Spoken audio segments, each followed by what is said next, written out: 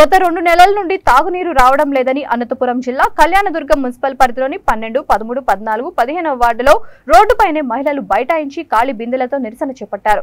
మహిళలు మాట్లాడుతూ సచివాలయ మున్సిపల్ అధికారులకు ఎన్నిసార్లు విన్నవించినా పట్టించుకోవడం లేదని వారు ఆవేదన వ్యక్తం చేశారు. చివరకు అధికారులు హామీ ఇవ్వడంతో మహిళలు నిరసన విరమించారు.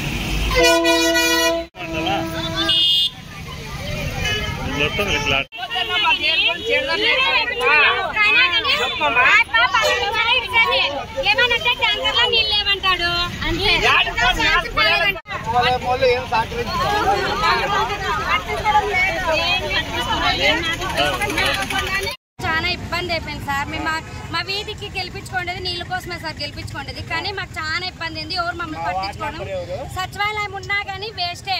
అప్పుడు పోతాము వదులుతాము అంతవరకే, 10 నిమిషాలు వదులుతారు అంతే. ఇంకా ఇంట్లో చాలా మంది చిన్నపిల్లలు ఉన్నారు, చాలా ఇబ్బంది అయిపోయింది మాకు దీనికి ఎవరో న్యాయం చెప్పాలి. ముందుకు రాండి సార్.